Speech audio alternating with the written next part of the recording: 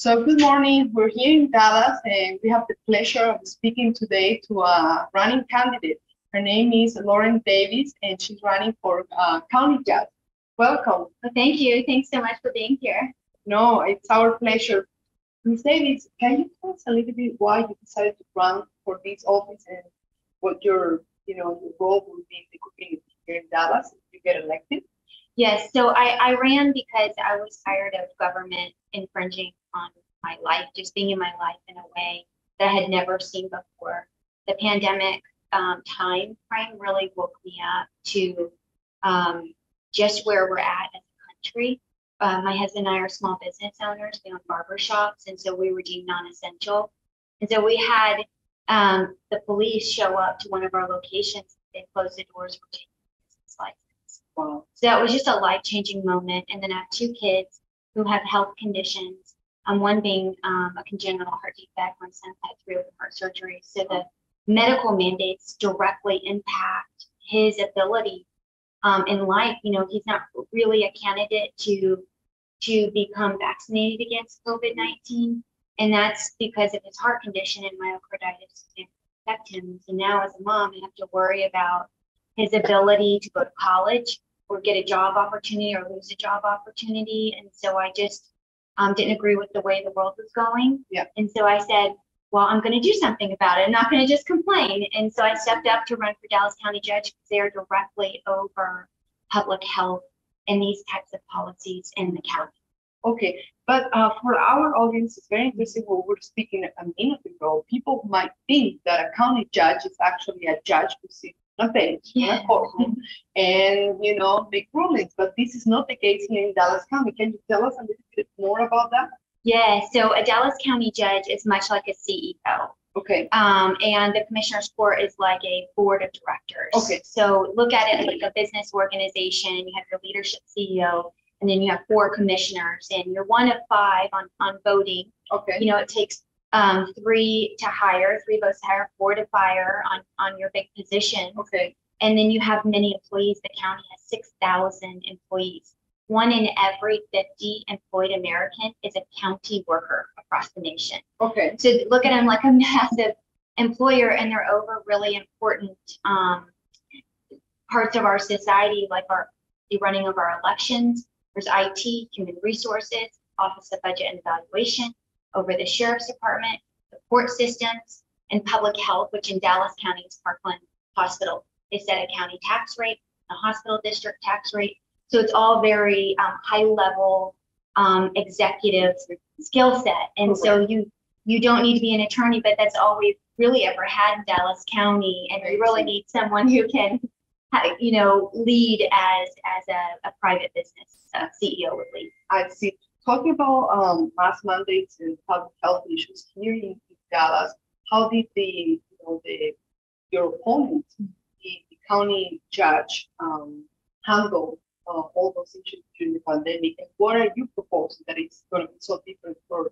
this community of residents? Yes, so he was my Principal Jenkins, and he went directly to controlling people's lives. He didn't believe, and I know that based on his actions, right? I haven't had a conversation with them, but based on his actions that we could self-govern or assess our own risk. And that's what mandates are, right? They're saying to you as an individual American, you cannot assess your own risk. I, the government, know better. And I don't subscribe to that. And my core biblical worldview and beliefs, I believe the only person who controls our outcomes is God. Mm-hmm. That's the only person. And so man doesn't belong in that place. And so the role of government as it relates to public health and how we do things different is that my job is solely to gather all the data and do everything I can within my power to get that to the people so they have every choice and every option to protect themselves and their family. Right. Because my family represents the unintended consequences of mandates. It directly impacts them negatively to have a mask on their face for 8 hours a day. So that has to be considered, and parents and our individual selves are the best assessor of that risk. I see. Is there is crime is soaring across the nation. Here in Texas, you guys are dealing with mass migration and all the human trafficking that is happening at the southern border too. People are coming here to Dallas. I'm an immigration attorney myself, and I have clients here in Dallas. As a county judge, how do you control the amount of resources that are going to be destined to illegal immigrants and also to basically abolish law and order, abolish ICE? That's the main campaign. I think that's insane, but I want to know your position on that. Yes, my position on it is we must have law and order, and our sheriff's department, police departments, right? The counties over the sheriff's departments. That's where the control is. And the county jail, which all the cities, there's 31 cities in Dallas County, use the county jail. And so that interacts a lot with the immigration issues and law and order, and it has to be funded, and it has to be fully working at an exceptional level so that people get swift justice, which is fair justice when it's swift and in a timely manner. And that's not happening right now. So people, whether they're immigrants or everyday citizens, interacting with law enforcement, they are getting stuck in a system that's not working. It's starting to break down, and that's where you see crime rising and lawlessness. My opponent supported the defunding of police. He doesn't focus on and equip our sheriff's department to serve at their capacity, their greatest, potential and capacity. And when that is the case, people make mistakes. We're humans, we make mistakes. And so when our sheriff's department doesn't have the resources, it opens us up to them being overly tired, maybe not doing their best job. So it's on the leaders to ensure that those departments, our sheriffs, our police officers, our ICE officers, are the line between chaos and order.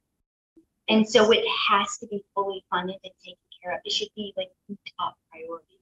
And so it's a top priority for me. And that also helps people who interact with the system be processed and rehabilitated in certain circumstances in a much better way. So it's good for everyone, even if people breaking the laws. It's good for them to have a well-run, well-funded, and well-trained system.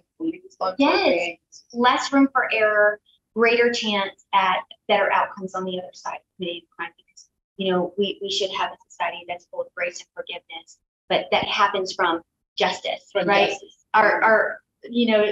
Our God is a just God, and so that's how we need to be as leaders of government. I see. Now let's focus on poverty and homelessness. I was reading that even though the level of poverty, has been reduced here in Dallas, it's still above national average. Yeah. So tell us how you plan to combat that, and why we're facing the crisis that we're facing here nationwide in terms of poverty and homelessness. Yes, well, poverty does breed homelessness, right? Homelessness is a byproduct of an entire system breaking down, at really every level. And that comes from, when I say system, all the way down to the family unit, right? So our family units need to be stronger, which means government gets out of the family, stops doing for people what they can do for themselves. And I actually have a brief time in my resume where I got to be a director of a homeless outreach team in downtown Dallas for a nonprofit. So I get to see the inside of our greatest social problem is homelessness, because it intersects with mental health, with addiction, with poverty, with broken families. It literally is the intersection of everything that's broken down in our society. And so in my opinion, it's not necessarily the government's role to solve homelessness. It's the government's role to coordinate all of the organizations that are working to solve that problem, because there's a faith component there that government doesn't want to touch. And when you've experienced that much trauma and homelessness, right, within 24 hours, a woman will be raped on the streets, right? Just being on the street for a day is traumatic in itself. And then what it took to actually get to that point, all the series of events that had to happen, that's an immense amount of trauma that can't be just given a pill and said, oh, you're depressed and get through this. It's going to take a faith component, right? Just like AA has a faith component, or there's organizations in Dallas like Men of Nehemiah, which help people who are addicted. So it's going to take that. It's not going to be solved overnight. There's also a housing component, a cost component, good jobs, and just a healthy economy. People prosper. And the mental health is under Parkland and in our public health response. We need a system that doesn't keep people, intoxicated on medication, right? So it's complicated, but I definitely have the experience to bring all of that together to get a working solution. Okay, and one last question. You touched on a topic, very important topic, which is, how the government is increasing in size and also programs that directly have an impact on parental rights. How can you, if you're elected, make sure that, parents have a say over their children's education, sexual education? How can we give parents the rights back and take it away? At the county level, with all these agencies threatening them to take away custody from them. What are your plans for parents' rights, to defend parents' rights? Yes, and well, the parental rights movement is what got me into this race to begin with, because my parental rights were taken away from me, so I take it very seriously. And the number one thing, the county judge is the top elected official in the county. So one, just on leadership. Two, because it doesn't have a direct impact over the schools per se. But what it does is the county judge defied the governor here in Texas. This time last year, it gave rights to the superintendent to then circumvent my parental rights. Okay. So it's not a direct impact on the school system and education, but it's an indirect through proper leadership and proper role of the government. So I'm committed as the Dallas County judge to pull back government and put it in its place where it makes sense, right? We shouldn't be messing with families when we're letting our jails fail in its vital resources and fail inspections and different things. So it's really just about putting government back where it belongs. And that's very small and out of the family, I see. So can you tell us when the election day will take place and how can we vote for you? Yes, so this is a county-wide race. So 31 cities, 2.7 million people. Okay, and we can vote for me on November 8th is election day. Early voting starts October 24th. Okay. And if you want to find out more information, my website is davis4dallas.com, davis4dallas.com. Okay, yeah. Thank you so much for your time. We wish you all the luck. And we hope you get elected and see you soon in the county court. Thank you. Thanks for the opportunity. Absolutely.